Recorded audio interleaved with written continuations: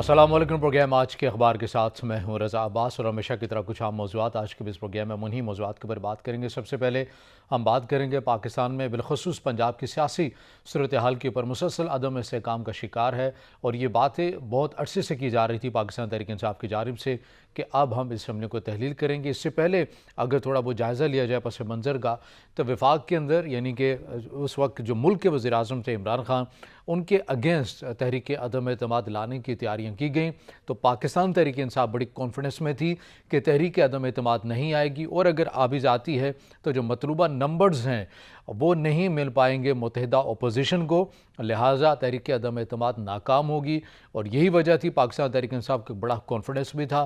ख़ुद इमरान खान साहब इस चीज़ का बरमला इजहार भी करते रहे कि मैं दुआ करता हूँ कि ये तहरीक अदम एतमाद ले आएँ, इन्होंने तो मेरा काम आसान कर दिया है। और इसी तरह उस वक्त के वफाकी वज़ीर दाखिला शेख रशीद बार बार ये कहते रहे कि तहरीक अदम एतमाद नाकाम होगी, नाकाम होगी, नाकाम होगी। मगर बिलाखिर मुत्तहिदा अपोजिशन यानी कि PDM ने मिलकर तहरीक अदम एतमाद को प्लान किया, तहरीक अदम एतमाद को असम्बली में लेकर आए, कामयाब हुई। इमरान खान की हुकूमत वफाक से ख़त्म हो गई और इमरान खान साहब को घर जाना पड़ा। और ये फिर बातें होने लग गई कि अब पाकिस्तान तहरीक इंसाफ का कोई मुस्तकबिल नहीं है सियासी तौर के ऊपर। और उस वक्त की मुत्तहिदा अपोजिशन PDM और आज की वफाक में बैठी मखलूत हुकूमत जिसको लीड कर रहे हैं शहबाज शरीफ, वो ये सोच रहे थे, वो ये समझ रहे थे कि चूँकि तारीख़ में ये पहली बार हुआ है, गो कि इसमें इनकार भी नहीं है कि मुल्क पाकिस्तान की तारीख़ में ये पहली बार हुआ कि एक सिटिंग प्राइम मिनिस्टर के अगेंस्ट जो है तहरीक अदम एतमाद लाएगी और वो फिर कामयाब हुई। ये भी पाकिस्तान में पहली बार हुआ कि अगर किसी वज़ीर आज़म के अगेंस्ट तहरीक अदम एतमाद कामयाब हुई है तो वो तारीख़ में उनका नाम लिखा जाएगा और वो वज़ीर आज़म थे इमरान खान। बहरहाल PDM की ये हिकमत अमली थी। अब हमने जल्द अज जल्द इंतखाबात की जानिब जाना है। हम जो मुल्क की इस हालत हो चुकी है माशी तौर के ऊपर, हम इसको चला नहीं सकते हैं चूँकि यहाँ पर रहना पड़ेगा, रहेंगे तो फिर सख्त फैसले करने पड़ेंगे, महंगाई करना पड़ेगी। तो इसलिए आवाम के अंदर हमारा जो तासुर है वो बड़ी हद तक ख़राब हो जाएगा। लिहाजा जल्द अज जल्द हम इंतखाबात की जानिब जाएंगे। और यही तमाम नून लीग के जितने भी रहनुमान थे वो बरमला TV प्रोग्राम्स में आकर या मीडिया टॉक में ये कहते रहे कि तहरीक अदम एतमाद कामयाब होने के बाद हम फौरी तौर पर जो है वो इलेक्शन में जाएंगे। मगर एक बार फिर से यू टर्न लिया PDM ने और फिर ये तमाम इत्तेहादी जमातों ने यह फ़ैसला किया कि हम जल्द अज जल्द इलेक्शन में नहीं जाएंगे बल्कि रहेंगे, बैठेंगे और इक़दामात करेंगे। सख्त फ़ैसले करने हैं तो सख्त फ़ैसले करेंगे।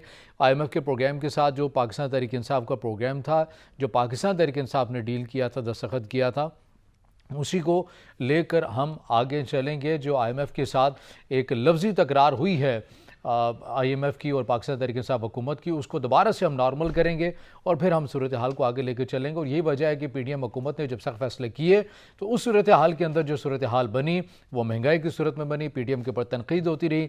पंजाब के अंदर इमरान खान साहब ने पूरे मुल्क भर में जलसों का ऐलान कर दिया। जलसों के ऐलान के बाद जो सूरत हाल बनी कि इमरान खान साहब को जो बयानिया, जो नैरेटिव था, आवाम ने इसे काफ़ी हद तक कबूल किया और उनकी जो मकबूलियत है उसके अंदर जो है वो काफ़ी एक बड़ा हमें वोटर्स का इजाफा होता हुआ भी नज़र आया। उसका अगर हम असरात देखें, पंजाब में जो ज़मीनी इंतखाबात हुए, नून लीग ये गुमान कर रही थी कि हम जीत जाएंगे मगर उन्हें शिकस्त हुई। और फिर इसी तरह जो भी सर्वे मकामी सतह के ऊपर आ रहा है, चाहे इंटरनेशनल सतह के ऊपर आ रहा है, उसमें पाकिस्तान तहरीक इंसाफ लीड करती हुई नज़र आ रही है। उसकी एक बड़ी वजह यह भी हो सकती है कि जो नून लीग की जो क़यादत है वो बाहर बैठी हुई है, वो अपने इलाज या मुआवजा वगैरह करवा रही हैं या उसके साथ साथ अपनी पर्सनल मीटिंग्स कर रही हैं। मगर यहाँ पर पंजाब के अंदर उनकी कोई इस वक्त जो है क़यादत नहीं है। और यही वजह है कि पाकिस्तान तहरीक इंसाफ की जानिब से जब जलसे किए गए, इलेक्शन का मुतालबा किया गया, नहीं माना गया, लॉन्ग मार्च की गई, नहीं माना गया। और लॉन्ग मार्च में ही जब ये ऐलान कर दिया गया कि हम असम्बली को तहलील करेंगे तो उस वक्त भी जो PDM है इस कॉन्फिडेंस में थी कि असम्बलियाँ तहलील नहीं होंगी, ये महज एक बयान है। और फिर देखा कि इमरान खान साहब ने तमाम सूरत हाल को डील करते हुए असम्बलियाँ तहलील जो अदम एतमाद वाला मामला था, एतमाद का वोट भी दिलवा दिया अपने वज़ीर आला पंजाब को। और फिर उसके बाद असम्बली तहलील करने की जो समरी है वो गवर्नर के पास चली गई है।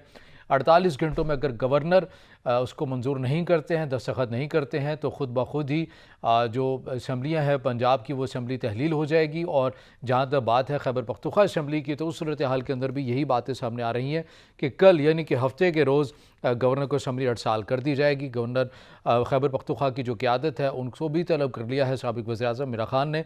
अब मुल्क के अंदर ये ढांचा बन चुका है। अब देखना यह है कि क्या जो मुतालबा है कि आम इंतखाबात होंगे, ये इतना प्रेशर राइज़ अप हो चुका है कि जो वफाक में बैठी मखलूत हुकूमत है, अब उनके पास आम इंतखाबात के अलावा कोई ऑप्शन है या नहीं है। इस सूरत हाल के ऊपर हम बात करेंगे।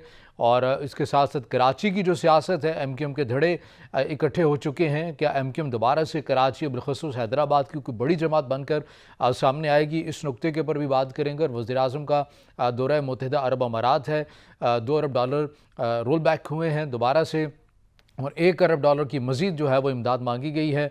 हमारी ज़िंदगी और हमारा जो निज़ाम है वो इसी तरह कर्ज़ों और जो इमदाद की सूरत में है चल रहा है और इसी तरह चलता हुआ नज़र आएगा, और हम इसी के ऊपर खुश भी होते रहेंगे। इस तमाम सूरत हाल के ऊपर बात करेंगे। और इस तमाम सूरत हाल के ऊपर बात करने के लिए हमें स्टूडियो में ज्वाइन किया है सीनियर तज़कियाकार उबैदुर्रहमान अब्बासी साहब ने। अब्बासी साहब बहुत शुक्रिया वक्त देने के लिए। अब्बासी साहब, सबसे पहले हम बात करेंगे पंजाब की सियासी सूरत हाल के ऊपर। पंजाब की असम्बली तहलील होगी, असम्बली चलेगी, गवर्नर को 48 घंटों में फवाद चौधरी साहब कहते हैं दस्तखत ना हुए तो खुद ब खुद ही जो असम्बली है वो तहलील हो जाएगी। KP की असम्बली भी हफ्ते तक जो है वो कह रहे हैं कि असम्बली गवर्नर को भिजवा दी जाएगी। ये आम इंतखाबात होने जा रहे हैं या पहली बार होगा कि सूबों में तो इंतखाबात हो रहे हैं, वफाक में या मुल्क भर में नहीं हो रहे होंगे? बिस्मिल्लाहिर्रहमानिर्रहीम। रात की सूरत हाल जो है वो बड़ी एक दिलचस्प मरहले में घुस गई थी। और अब जो जिस तरीके से पंजाब की निगरान सेटअप में की तैयारी हो रही है, उसमें तो PTI को बिल्कुल बरतरी हासिल है। और ये बड़े सरप्राइजेज़ हुए हैं जो लेट आवर्स तक ये इजलास हुआ, और उसके बाद जिस तरह उन्होंने अपनी शो की, अपनी पावर शो कर दी। तो अब सूरत हाल ये है कि अगर पंजाब की जो असम्बली है ये जैसा तहलील हो जाएगी 48 आवर्स के बाद, तो वैसे भी ऑटोमेटिकली तहलील हो जाती है। जब आपको चीफ मिनिस्टर एक एडवाइस दे देता है तो गवर्नर को इधर एक्सेप्ट करे या ना करे या डिले करे, जो भी है वो 48 आवर्स के अंदर अंदर जो है वो ये असम्बली तहलील हो जाएगी। और फिर उसके बाद 90 डेज़ के अंदर आपको एक इलेक्शन भी करवाने पड़ेंगे। इसी तरीके से खैबर पख्तूनख्वा में जहाँ PTI की वाज़ेह अक्सरियत हासिल है, जहाँ PTI को, वहाँ भी अब सूरत हाल बड़ी वाज़ेह हो गई है। आज उनका इजलास भी है ज़मान पार्क में, और जिस तरह चीफ मिनिस्टर ने कहा था कि जी मैं तो बिल्कुल तैयार हूँ, असम्बली तैयार है, जैसे ही इमरान खान साहब ने कहा तो मैं इसको तहलील कर दूँगा। अब सूरत हाल ये है कि इनके बहुत ज़्यादा जो बुलंद दावाजात थे, जिस तरीके से इनके एडवाइज़र या मिनिस्टर साहिबान कह रहे थे कि हमारे पास पूरे हैं, जो फिगर्स हैं वो पूरे हैं, तो अब वो सारे जो धरे के धरे रह गए। सूरत हाल अब इस तरीके से हो चुकी है कि अब डेफिनेटली दोनों सूबों में, जैसे ही अगर खैबर पख्तूनख्वा भी उन्होंने डिज़ोल्व कर दी, और दोनों सूबों में इलेक्शन तो होंगे, 90 डेज़ के अंदर अंदर इलेक्शन होंगे। अभी केयर टेकर गवर्नमेंट आएगी, वो अब कॉन्स्टिट्यूशन के मुताबिक किस तरीके से केयर टेकर चीफ मिनिस्टर लिया जाता है, दोनों अपोजिशन और जो पार्टी है अपना रूलिंग पार्टी, इनके चीफ मिनिस्टर साहिबान जो हैं, जो चीफ मिनिस्टर जो खुद हैं, ये मिल के अपोजिशन के साथ 2 नाम देंगे। और उसके बाद जो नाम, अगर उस पर भी इतफाक़ नहीं होता, अगर उन दोनों पे भी इतफाक़ नहीं होता, तो फिर एक जो पार्लिमानी कमेटी बनेगी, उस पार्लिमानी कमेटी को इख्तियार दिया जाएगा। फिर भी अगर इख्तियार नहीं होता तो फिर उसके बाद इलेक्शन कमीशन के पास चलेगा। ये वही इलेक्शन कमीशन होगा जिसके ऊपर काफ़ी कीचड़ उछाला गया है। लेकिन अब हालात ऐसे हैं कि दोनों अगर असम्बलियाँ डिज़ोल्व होती हैं तो इलेक्शन तो होंगे, दोनों के इलेक्शन होंगे। अब देखना ये है कि दोनों के इलेक्शन, क्या पाकिस्तान की तारीख में इस तरह हुआ कभी नहीं है कि दोनों ये एक एग्जाम्पल सेट होने जा रही है कि अब ये देखना ये है कि ये 2 सूबों की हद तक होते हैं या मुल्क भर में होते हैं। नाज़रीन, एक ब्रेक लेते हैं, ब्रेक के बाद दोबारा हाजिर होते हैं।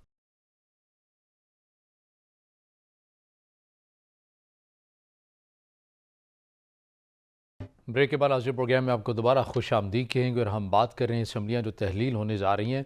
उबैदुर्रहमान अब्बासी साहब, इसके ऊपर बात कर लेते हैं। ये तो एग्जाम्पल एक सेट होने जा रही है, मगर थोड़ी बहुत हम बात कर लेते हैं नून लीग की सियासत के ऊपर। नून लीग की क़यादत यहाँ पर है नहीं है। मरीम नवाज़ साहिबा, उन्हें एक अहम ओहदा मिल गया, मगर वो पाकिस्तान में नहीं है। पाकिस्तान मुस्लिम लीग नून के जो कायद हैं नवाज शरीफ साहब, वो एक अरसे से पाकिस्तान में नहीं है। तो ये आप समझते नहीं कि एक धचका है पंजाब में, ये चीज़ें बड़ी कभी महसूस की जा रही हैं, और पंजाब में नून लीग की क़यादत का ना होना, इसने मुकम्मल तौर पर पाकिस्तान तहरीक इंसाफ ने इसका भरपूर फ़ायदा उठाया है, मुनज़्ज़म कैंपेन चलाई है, और अब जो वोटर्स जो एतमाद पंजाब के लोगों का पीटीआई के ऊपर हो गया है, नून लीग को मुश्किलात होंगी, जो एक वक्त में पंजाब जो था वो नून लीग का गढ़ समझा जाता था। देखिए, ये बात तो ढकी छुपी नहीं है, ये तो बिल्कुल क्लियर है कि इस वक्त आप अंदाज़ा लगा लें कि जो अपोजिशन लीडर पंजाब असम्बली के हैं वो भी नहीं है। मरीम नवाज़ जो इस वक्त जिनकी से है पंजाब में भी है और दूसरे सूबों में थोड़ी बहुत से जो है उनकी है, लेकिन वो भी मौजूद नहीं है। अब तो राना सनाउल्लाह साहब ने, जो पंजाब के प्रेसिडेंट हैं, उन्होंने बड़ा खुल के कह दिया है, उन्होंने कहा जी कि अब मियाँ साहब को आना चाहिए, और हमने उनको अब सूरत हाल ये है कि बाकी जो पार्टियां हैं उनके लीडर साहिबान भी यहाँ मौजूद हैं। पीटीआई के तो डेफिनेटली वो सारे लोग यहाँ पे हैं, एक मुनज़्ज़म तरीके से काम किया जा रहा है, लेकिन PMLN बिल्कुल नहीं। PMLN के अंदर ख़ुद ये बड़ी बावसूख ज़राए से हमें पता लगता जा रहा है, अब तो ज़ुबान ज़द आम हो गया है कि इनके अंदर भी धड़े मौजूद हैं। और मियाँ साहब जो वज़ीर-ए-आज़म हैं, डेफिनेटली वो इस वक्त मईशत की बहाली के लिए जगह जगह दौरे कर रहे हैं, और अपना उनके पास भी सियासी कामों के लिए टाइम नहीं है, और वो सिर्फ़ और सिर्फ एक साइड उस साइड पे लगे हुए हैं। तो नून को जो इस वक्त बहुत बड़ा सेटबैक है वो यही है कि इनकी क़यादत की फुकदान है। टोटल कोई क़यादत नहीं है। जो लोग बैठे हुए हैं इस वक्त पंजाब में, KP में, या जहाँ भी बैठे हुए हैं, वो भी उस पावर के साथ नहीं आ सकते, ना उनका इतना इन्फ्लुएंस है। सिर्फ इखबारी बयानात और ये बुलंद बाला जो दावे किए जा रहे हैं, बस इसी हद तक है। बाकी तो नज़र आता है कि ये बिखर चुका है तकरीबन नून, और इसको मुत्तहिद अगर किया जाए, जिस तरह हम तो खैर राय दे सकते हैं कि अगर आपने मुत्तहिद करना है तो फिर तो आपको पार्टी की आदत को लानी पड़ेगी, और पार्टी की आदत इंटरेस्टेड ही नज़र नहीं आ रही। और कल जो मरीम नवाज़ साहिबा का जो एक रिपोर्ट आई है, उसके अंदर उन्होंने सूबाई की आदत के ऊपर काफ़ी उन्होंने नाराज़गी का इजहार किया है, और उन्होंने कहा ये हो क्या रहा है पंजाब में। लेकिन जब खुद नहीं है तो फिर जब आप खुद जब देखें ना, मुल्क में आपको खुद होना चाहिए इस वक्त। जो भी सूरत हाल है जैसे भी है, एक तो तमाम सूरत हाल ये है कि पॉलिटिकल हम पॉलिटिक्स के ऊपर चले गए हैं। इसमें मुझे ये बताइएगा, ये जो अभी मामला हो रहा है, क्योंकि विफाक तो अभी भी इस चीज़ के ऊपर वाजिद है ना कि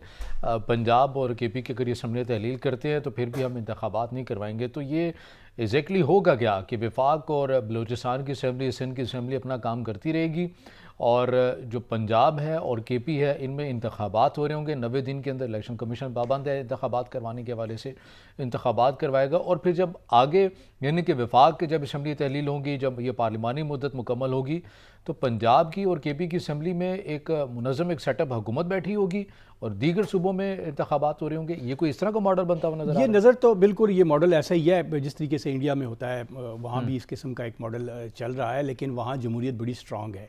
और यहाँ पे तो अब रात को मैं वहाँ तो निगरान सेटअप का भी कंसेप्ट नहीं है ना? उनका सेटअप नहीं है, लेकिन उनके इलेक्शंस जो हैं वो चलते रहते हैं। इलेक्शंस को जिस तरीके से हमारा निगरान सेटअप उनके भी कॉन्स्टिट्यूशन में मौजूद है और हमारा भी मौजूद है। हमारी तो जमहूरियत जो है वो इस्तेकाम कभी इसने पाई नहीं है, नाजुक मोड़ वो जिस तरह भी है। और अब जिस तरीके से रात को एक नया देखें, पाकिस्तान की सियासत में शोशे बड़े आ जाते हैं। अब नया एक शोशा रात को आ गया कि क्या निगरान हुकूमत जो है, जो भी निगरान होगी, क्या वो डिले भी हो सकती है। यानी उनका ऐसा रहा है कि आप इसकी तरफ भी उसकी मुद्दत को भी बढ़ाने के, क्योंकि कॉन्स्टिट्यूशन में इस किस्म के कोई प्रोविजन मैंने नहीं देखी कि जिसके अंदर जो है वो नजरिया ज़रूरत के तहत एक फार्मूला रखा हुआ है, वो कुछ भी निकाला जा सकता है। अब वो नजरिया ज़रूरत जिस वक्त आएगा तो उसको देखा जाएगा, फिर कोर्ट्स में जाएंगी, फिर कोर्ट से, तो आखिर में होता ही है कि ये कोर्ट्स ही निकालती है नजरिया। ये नजरिए जो हैं जितने भी हैं ये आते तो वहीं से हैं। यानी उनको तो आप ताकि चैलेंज ना किया जाए और फिर उसी के पास जाएंगे। लेकिन एक बात बड़ी इस वक्त अहमियत की हामिल है कि PDM के अंदर जो भी एक इस वक्त तशवीश पाई जा रही है, 13 पार्टीज़ हैं उस साइड पे, और इस साइड पे लेट से 2 पार्टियां आ जाती हैं। और अगर आप वो गौर करें तो इस वक्त दोनों प्रोविंशियल असम्बलीज जो आपके केपी वाला है और इधर पंजाब के हैं, अब जब ये इलेक्शन होंगे या नहीं होंगे, जिस तरीके वो कह रहे हैं कि जी हम ये भी सेटअप एक हो सकता है कि उसको लिंगर ऑन करें, तो फिर क्या सूरत हाल होगी? एक और अदम से इस्तेहकाम की तरफ हम चले जाएंगे, फिर कोर्ट्स की तरफ चलेंगे। कराची की सियासत के ऊपर बात कर लेते हैं। कराची की सियासत में क्या हो रहा है? MQM के धड़े तमाम पहले तकसीम दर तकसीम हुई, अब दोबारा मुत्तहिद होने की बात है, प्रेस कॉन्फ्रेंस एक साथ मिलकर कर दी, तो कोई बड़ी जमात बनने जा रही है कराची और हैदराबाद के MQM? इस सवाल के जवाब मैं आपसे लूँगा एक ब्रेक के बाद। आज ब्रेक के बाद दोबारा हाजिर होते हैं, हमारे साथ रहेगा।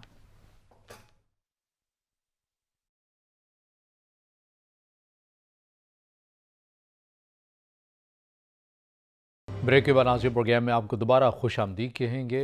अब्बासी साहब, ब्रेक में जाने से पहले जो सवाल आपके सामने रखा, कराची की सियासत में क्या चल रहा है? MQM खुद मुत्तहिद होगी या किसी ने किया? अगर किसी ने किया भी है और ये अगर ख़ुद भी हो गए हैं, तो दोबारा से कराची और हैदराबाद की एक बड़ी जमात बनकर उभरेगी, अपने वोटर्स का दोबारा से वो एतमाद बहाल करेगी, या फिर एक नुमाइशी प्रेस कॉन्फ्रेंस तो हो गई है, नतीजा कुछ नहीं निकलना? देखिए, महाजर कौमी मूवमेंट की जो मुत्तहिद हुए हैं, ये सारे एक प्लेटफॉर्म पे आ गए हैं। अब इसमें दो राय तो मैं नहीं समझता, क्योंकि MQM कभी भी जो अपोजिशन में नहीं बैठ सकती, क्योंकि उन्होंने काम करने होते हैं, वो गवर्नमेंट के साथ ही मिल के काम करेगी। और इसी तरीके से उन्होंने जो रात को उन्होंने कहा कि जी हमने टाइम दिया है जरदारी साहब को, जो वो एडवाइस देंगे हम उसके बाद अपना लायामल करेंगे, लेकिन उन्होंने बिल्कुल क्लियर ये बात कहीं भी नहीं की कि वो अपोजिशन में बैठेंगे या वो भी उस नहज पे चले जाएंगे जो PTI की है। तो अब उन्होंने मनवा लिया है कराची में दोबारा जो इनकी सिंध हुकूमत का बलदियाती इलेक्शन करवाने का जो वो 7 अज़ला के हवाले से वो उन्होंने मुलतवी करवा लिया। लेकिन एक बात बड़ी अहम है कि MQM के एक लीडर हैं, उन्होंने बड़ा वाज़े तौर पे कह दिया था कि अगर इलेक्शन हुए तो हम फिर भी इलेक्शन में जाएंगे। अब सवाल जो आपने अभी किया, क्या इनको मुत्तहिद किया गया है? यस, ऐसा नहीं है कि उन सबको एक नई जुमात, जिस तरीके से पंजाब के अंदर भी एक सोचा जा रहा है कि एक नई जुमात PTI के पैरेलल बना दी जाए, तो इस लिहाज से इन सबको, चूँकि वो तो इस वक्त अपॉर्चुनिटी देख रहे हैं, वो देख रहे हैं कि हमारे काम तो हो नहीं रहे, मेयर और ये सारा कुछ जो है हमारा तो हो नहीं रहा, तो हमारा वोट बैंक कहाँ जाएगा? जो वोट बैंक है वो भी बिखर गया है। PTI ने भी वहाँ पे काफ़ी काम कर चुकी है। और एक चीज़ बड़ी इस वक्त वाज़ेह है कि PTI और जमात इस्लामी एक ही उस पर आ गए हैं, पेज पे आए हुए हैं। बाकी जुमातें अब जो रात को डिसीजन हुआ है उसके तहत MQM के साथ अभी चलेंगी, और वो उस वक्त तक चलेंगी जब तक उनकी अपनी पावर शो नहीं होती।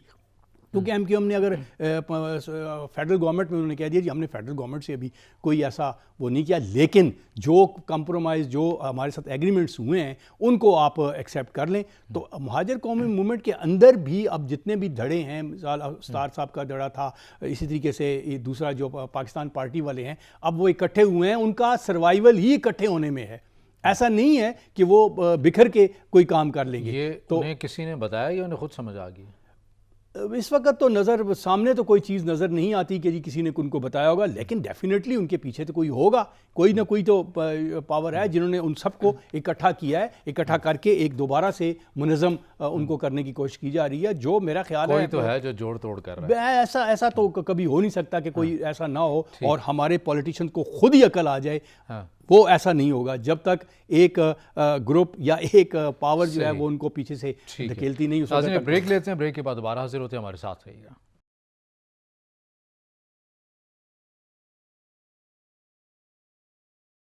बात करेंगे प्रोग्राम के इस हिस्से में वज़ीर-ए-आज़म पाकिस्तान का दौरा मुत्तहिदा अरब अमारात और पाकिस्तान को जो माशी तौर पर हम अदम इस्तेहकाम का शिकार है, हमारी कोई पॉलिसी अभी तक वाज़ेह नहीं आ रही, और आटे के हसूल के लिए जिस कदर लंबी लंबी कतारें लगी हुई हैं, एक नया चैलेंज बना हुआ है। और एक बार फिर से हम कशकोल लिए ममालिक के पास जा रहे हैं कि हमारी माली इमदाद कीजिए। IMF भी सख्त शराइत हमारे सामने रख रहा है, कह रहा है कि तस्लीम करें तो फिर ही आगे कोई बात बनेगी। बासी साहब, कोई ये दौरों से कोई अफाका होगा, हमारी कोई मैशत संभलेगी या इसी तरह ही की सूरत हाल रहेगी? आपको याद होगा बिल क्लिंटन की जब इलेक्शन मूवमेंट हो रही थी, तो इस वक्त एक बंदे ने एक बड़ी अहम बात की थी, और उसका लफ्ज़ जो था वो बल्कि अब तो किताबों में लिखा गया है सब जगह, कि इट इज़ इकॉनमी स्टूपिड। ये उसने कहा, और फिर ये उसका वर्ड जो है ये सारी दुनिया में लगा रहा। अब हमारी जो देखने की बात ये है कि हमारी इकानमी ही असल मसला है। वज़ीर आज़म पाकिस्तान जो हैं उनका ग्राफ इंटरनेशनली जो पेपर्स में आ रहा है, जो इंटरनेशनल मीडिया बता रहा है, इनका ग्राफ तो बहुत ऊपर गया है, क्योंकि ये वो कह रहे हैं कि ये वाहिद बंदा है जो इस वक्त पॉलिटिक्स से हट के ये मुईशत की तरफ जा रहा है, अपने कर्ज़े माफ़ कराने के जा रहा है, जिस तरीके से जेनेवा की कॉन्फ्रेंस में इन्होंने कहा, और उससे हमें बहुत कुछ हासिल हुआ। ठीक है, लॉन्ग टर्म हुआ है, अभी ये भी वाज़ेह नहीं है कि बहुत सारे ममालिक ने या बैंक्स ने क्या लोन दिया है या हमें जो है वो अपना इमदाद दी है, ये भी एक बात, लेकिन काम कर रहे हैं। सऊदी अरेबिया में जाके उन्होंने काफ़ी काम किया, अब अमारात का उनका दौरा हुआ, तो ये जाना इनका, और इस दौरों के अंदर जिस तरह कन्विंसिंग पावर जो है वो उनके पास है, वो कर रहे हैं। लगता ऐसे ही है कि वज़ीर आज़म का ये जो दौरे हैं ये इसमें काफ़ी जान है, और पाकिस्तान इस वक्त जिस जगह मईशत हमारी चली गई है उसको वापस लाना, और जो हमने कर्ज़े वापस करने, IMF को लेके आना, ये सारी चीज़ें जो हैं, क्योंकि बाहर के जितनी भी ममालिक हैं जो डोनर्स हैं, वो तो उन्होंने तो बड़े वाज़े तौर पे इनको कहा था कि we are giving to you, but हमारे जो पब्लिक है वो कहती है कि हम टैक्स पेयर्स हैं, हमारे टैक्स पेयर्स, हमारा जो पैसा है वो आप भेज रहे हैं पाकिस्तान को, जहाँ पे ख़ुद टैक्स जो है वो एवेट किया जाता है, टैक्स नहीं दिया जाता, कारखाने बंद हो रहे हैं। तो ये अब आटे का नया बहरान एक शुरू हो गया है। वज़ीर आज़म पाकिस्तान ने तो बड़ा खुल के कहा कि जी पाकिस्तान में गंदम की कोई भी किल्लत नहीं है, और फिर भी आप अगर गौर करें तो क्या हालात हैं आटा, और ये आटा जो है ये भी एक मईशत में बड़ी अहमियत रखता है। और तारीख़ी तौर पे जब ख्वाजा नाज़मुद्दीन की हुकूमत गिराई गई थी तो वो भी आटा उसके बैक पे था कि उन्होंने 36 पैसा जो है सिर्फ आटे की कीमत बढ़ा दी थी, और उन्होंने इमदाद नहीं ली थी। और उसके बाद जब उनके ऊपर चार्जशीट आई थी, जब गुलाम अहमद दोबारा पाकिस्तान उनको वाशिंगटन से बुलाए, तो वो चार्जशीट के अंदर भी आटा था, उसके अंदर लिखा था कि इन्होंने आटे को कंट्रोल करना, और महंगा लोगों को मिल नहीं रहा। तो मईशत का तो आलम यह है हमारा कि हम आज का सोच रहे हैं, आज का, और कल का नहीं सोच रहे। अब ये जो आएगा पाकिस्तान को जो पैसा आएगा, उसमें फ़्लड का जो हालात हैं हमारे, उनके ऊपर ये पैसा खर्च होगा। लेकिन एक बात याद रखिएगा कि बड़े प्रोजेक्ट्स जो हमारे डेवलपमेंटल प्रोजेक्ट्स हैं, उनको हमें अभी थोड़ा सा हाथ रोकना पड़ेगा, क्योंकि अगर आप अभी देख लें तो जॉर्डन के अंदर अभी उन्होंने मेगा प्रोजेक्ट शुरू कर दिए हैं, और ये बिल्कुल ऐसा ही हुआ है जिस तरीके इजिप्ट में हुआ था। इजिप्ट में भी लोन उनका देख लें कहाँ चला गया था, और उनके प्रोजेक्ट्स जो मेगा प्रोजेक्ट्स हैं, श्रीलंका ने भी यही काम किया था। तो अब हमारी मईशत जो है उसको संभालने के लिए दो काम तो बहुत ज़रूरी हैं। एक, सबसे पहले हमें ये जो मेगा प्रोजेक्ट जो नॉन डेवलपमेंटल एक्सपेंडिचर हैं उनको रोकना पड़ेगा, और दूसरा खुद बचत करनी पड़ेगी। और वज़ीर आज़म पाकिस्तान जिस तरीके से ये जाके हर जगह जाके गो के, ये अच्छी चीज़ नहीं है। ये नहीं है कि हर जगह हर दफ़ा हम कशकोल लेके पहुंच जाते हैं कि जनाब हमें कुछ दे दें, हम तो डूबने लगे हैं। तो एक एटमी कुव्वत होने के साथ साथ हम अगर ये भी काम कर रहे हैं, हम खुद अपनी मईशत को, जो पाकिस्तान के अंदर बिलियनियर मौजूद हैं, हम खुद नहीं दे रहे, तो फिर आप ये देख लें कि पाकिस्तान का क्या हालात। ब्रेक लेते हैं नाज़रीन, दोबारा हाजिर होंगे हमारे साथ।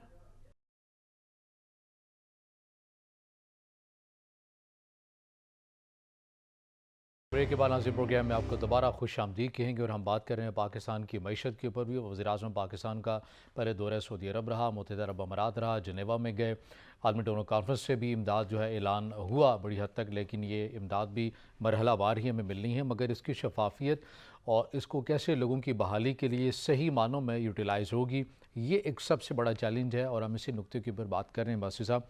एक तो पाकिस्तान के अंदर महंगाई की जो लहर है, और उसके बाद ज़री ज़मीनें हमारी बड़ी हद तक तबाह हो चुकी हैं, लोगों के पास घर नहीं है रहने को, अभी भी बड़ी तादाद सैलाब मुतासरीन की बेसाहिबान ज़िंदगी गुजारने के पर मजबूर है, और इसके अलावा जो बीमारियां हैं बहुत सारी। तो ये इमदाद तो मरहलावार जब मिलेगी, लेकिन एक और बड़ा चैलेंज है जो पाकिस्तान में हमेशा मैकेनिज़्म के ऊपर बात की जाती है, हम शफाफियत को यकीनी बनाएंगे कि लोगों तक पहुँचे भी ये इमदाद।